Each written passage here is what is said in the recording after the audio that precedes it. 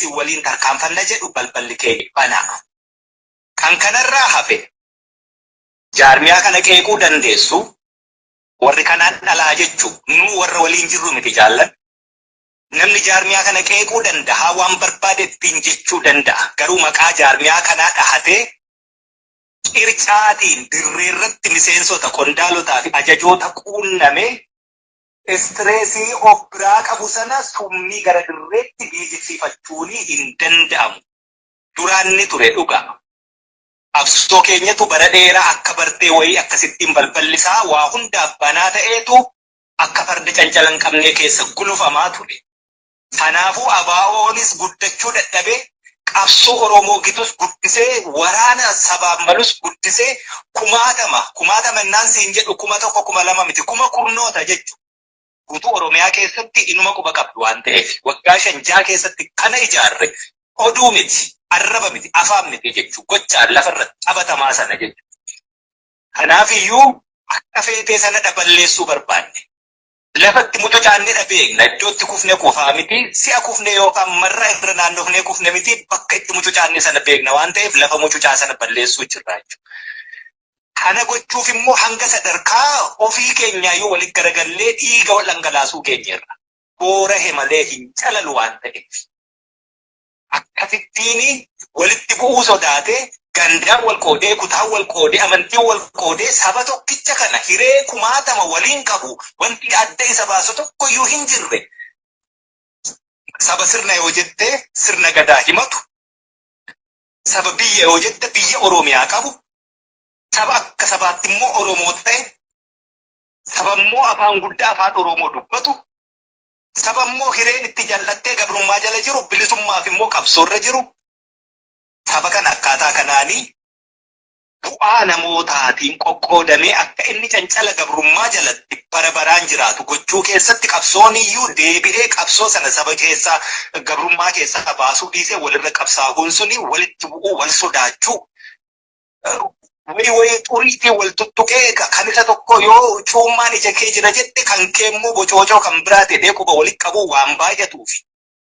Fedhii sadoo sabaa dursuu caalaa fedhii dhuunfaa fi sadoo dhuunfaa dursuurraa iccitii dhuunfaa fi dhoksaa walii wal beekuurraati malaasee miciliqsee walitti dubbachuu warra hin dandeenye ta'eetu qabsoon kun akka barteetiin namni akkuma barbaade keessa garmaamaa jiraate sana dhaballeessinee jechuudha. Gabaabaadhu. Sana balleessinee qabsoo naamusaa fi sansaaqaa qabuu fi jaarmiyaa tokko jalatti masakamee adeemu iccitii dhokataa homaa tokkoyyuu hin qabne iccitiin dhokataan tokkoyyuu hin jirre saba keenyaaf qofa bu'aa fi sadoo saba keenyaaf qofa dhiigni keenya dhangala'u waan ta'eef waan tokkotti qaanuufnu waan hin jirreef malaasnee buruqsinee xannachicha kunnee ganneetu jaarmiyaa kana tolfadde jechuudha. Jaarmiyaa kanaan alatti wanni deemu hundumtisaa inni diina jaarmiyaa kanaati diina qabsoo bilisummaa Oromooti. Diina inni warra qabsoo keenya kolaasee har'a barcuma aangoo siyaasaa biyyittii qabatee qabsoo gara dabarse sanara irra addatti ilaalu warra kanaa jechuudha. Diina inni keenya iyyuu wayya. Maaliif kanaan durallee dubbadheera bofa dhakaa jalaa bofa afaa jalaa jedhe bofa dhakaa jalaa fagootti argita. Yoo onnee godhatte ulee cabsitee ajjeesta. Yoo sodaatte immoo irraa gortee dabartaa jechuudha. Bofti afaa jalaa garuu hin argitullee yeroo akkam immoo akkasii hin tullee beektu. Kuniifuu diina inni sadayyuu wayya. Kanaaf jaallan ofumaa harcaa hafa malee ABO jaarmiyaa ulfina qabu, jaarmiyaa guddicha, jaarmiyaa qawwee harkaa qabu, jaarmiyaa gaachana sabaa ta'ee ittisa sabaa ta'ee hojjetu. Kana qeequun immoo ni danda'ama. Arrabsuunis ni danda'ama. Waan barbaadde jechuun ni dandeessa. Sareen hunduttii gaallisni hinuma xonnoo qaa jedhu. The recording has stopped. Dhimmoon hanqatu. Kanaafi jaarmiyaa kana maqaa dhahatanii hoogganoota qondaalota miseensota dirreerra jiru maqaa dhahatanii suuraa maxxanfatanii bakka adda addaa ittiin daldaluun yakka guyyaa tokko nama gaafachiisa. Yoo anaannannaa sana qabaatte qabsoon nuti gaggeessinuu fi daandiin ittiin adeemnu akkaataan ittiin deemnu sitti jaarmiyaa kana jala matagamee jechuudha Oromoo gargar hin qoqqoodii. Yoo si hin taane ta'e immoo jaarmiyaa kana maqaan dhahatiin arrabsuu dandeessa abaaruu dandeessa garuu maqaa isaatiin hin socho'u. This meeting is being recorded. Hankanuma jechuun barbaade. Jaarmiyaa tokkittii kana qabu. Jaarmiyaan tokkittiin sun immoo ajajoonni hundumtiyyuu kunoo har'allee dirree keessaa irratti hirmaatan. kan kanarraa hafe eenyuun iyyuu dirreerraa qabatanii har'a jaala kiyya dirreerraa qabattee anatti duuluu hin dandeessu. Anaan qabattee dirreerratti jaala kiyyatti akkan duulu gochuu hin dandeessu. Madaasaa argineerra wal madeessinee buruqsinee wal keessaa baasneetu warra ciccitu citee walitti hafe. Nama tokko lama qabattee nan burraa kaasuun hin danda'amu jechuudha. Bu'aa inni kun balbalichi cufa. Hojiin immoo kun jaarmichi kana jalatti hiriiri hojjedhu jechuudha. Nama tokko lama qeeqtee nama tokko lama akkas jaarmiyaa keessaa na baase jettee maqaa waraanaa dhahattee deemtu waraanni sun san keessa ta'uu hin danda'u an keessa midhaan sabaati. Fedhii nama dhuunfaa guutuu miti kan dirree irratti wareegamaa jiru waraanichi. Hoggana tokko dha qaba. Seera tokko ni dha socho'a. Fiingee tokko ni dha bula. Nama tokko lama qabatanii socho'uun sun ni hafee balballi isaa har'aa kaasee cufa. Barri kun immoo bara milkiiti. Akkasittiin ofumaa fagoo deemtanii wareegama baay'ee kaffaltanii humna keessan beekumsa keessan qabeenya keessan itti qisaasaa turtanii callistaniituma burjaatii fi afaan faajjiin baaburicha irraa hin harca'ina abbo jabaadhaa irrumatti rarra'a. Isteeshinii isa dhumaa sana gahuu yaalaa jedhe. Nuti isteeshinii dhumaa kan gahuu hin dandeenye yoo wareegamne qofa an kanaachi carraan biraa hireen biraa laallannu jiru sinis akkas ta'a jechuudha. Akkas ta'a. Jaarmiyaa kana qeeqaa. Arrabsa waan barbaadan jedha garuu maqaa isaatiin hin daldaliidha. Kana mirga siniin kenninu keessatti iyyuu ni mormina isa kana. Jaarmiyaan tokkichi nuti qabnu jaarmiyaan kabajaa qabu kuni jaarmiyaan ulfina qabu kuni jaarmiyaan akka bartee fi sirna dhablummaa seera dhablummaa balleessee tasgabbiitiin akkasitti nu baasa jennee akka ijaarranne godinarraa gamtaarraa hanga siigadii garee gurmuutti ijaaramee jiru kuni hojii isaa akkaataatti saamicha balleessee accountabilitiin jiraate immoo hojii hojjetu tolchine irraa kan hafe waan ittiin qeeqamnu tokko iyyuu hin qabnu. Hin qabnu turii sana. Ofitti amanna. Ofirraatii maatii irraatiidha qabsoo gaggeessine. Baay'ee dubbachuu nama hin gaafatu. Dhiisii ofii hin saamuu jechuudha. Deebi'ee ofiin hatu jechuudha. Akkamittiin eessaa akkamitti itti dhiignee finneetu jaarmiyaa akkasii goone waraanicha waraana kumaatama goone yoo sanarraa dhabne immoo dabarree beela'uu beeknaa jechuudha. Kophee keenya gugumnee waannee nyaannee akkamitti akka beelofne akkamitti akka madoofne immoo guddaa isaa hin beeku warra akkasittiin nu qeequ kun. Waggoota hamma kana maal hojjenne maal keessa turre akka madaa akkamii qabnaa waan beeku hin qabu. Garuu daqiiqaa tokko dhufee miidiyaa irra bahee nama qeeqee deemuun guddoo haga kanatti salphatti jechuudha. Agas hin salphatu hojii isaa garu. Jaallan garii as keessatti hojii hojjetanii jireenya maatii waa hunda itti dhaban. Lafa dhageedhan immoo boolla kamuun seenuu jechuudha. Kanaaf cinnee walitti hafne ka jedhu. Gariin immoo yeroo isaa wareeguu miti sakandii tokko nama dubbisuu nu rakko. Garuu qabsoo Oromoo akkas ta'uu qabdi jecha akka isheen ta'uu qabdu jaarmiyaa jala galii nu argisiisi waliin hojjenna. Yoo akkas ta'uu baatte immoo bal'aa gargaari Oromoo. Qubuma namatti qabuu qofaaf immoo yoo jiraattu ta'e dhimma keessatti. Ka odeessummaa odeessa akkuma si leedhi sareen tutuun dhiistu sareen sarumaaf dutti gaalichi inuma xonnu kan inum deemaa jiru. Hidha ta'uu qaba. Fi 26 bara haaraa siin ga'e jecha. Egaa jaallan guyyaa kana akkamitti fi guyyaan kun akkamitti woboodhaaf guyyaa seenaa qabeessa guyyaa addaa ta'e ka jedhu sanaa fi guyyaa woboodhaa ta'e xiqqoo gabaabsee isinitti agarsiisuun barbaada. Egaa guyyaan kun jaallan abbootii teennaa qabsoo bilisummaa Oromoodhaa utubanii har'atti nutti dabarsan kun bara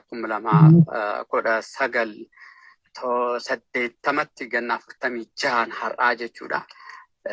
Bara 79 keessa haala hamaa fi baay'ee rakkisaa keessa dabranii.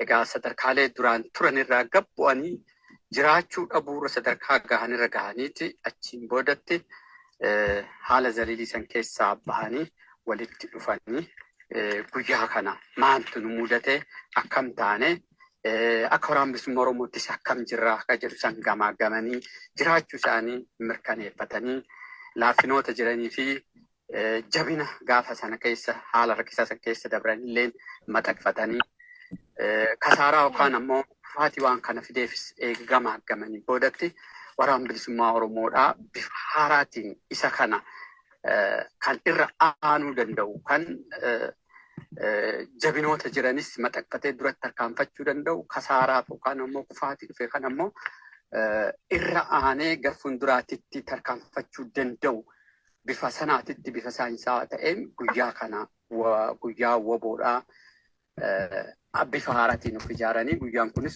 ta'ee jechuudha. Egaa jaallan gaafa sana bifa keessa dabran sun dabareedhaan bara baraan waraanni bilisummaa Oromoo kabajaati ganna 46 har'aa jechuudha. Kanaaf woboodhaaf waan adda isa taasisu egaa ilmi yoo abbaan caale yoo haguma abbaatis ga'e dhalooti yoo abbaan qate kufee jira yoo haga abbaatis ga'e bakkuma san jira kufee jira yoommoo abbaa bira dabre dhalooti dabree jedhama. So egaa qabsoo kana keessatti barri bara dabruu qaba. Guyyaa waadaa itti seentudha jechuudha. Guyyaan kanaaf woboodhaaf guyyaa addaati. Guyyaa seena qabeessa.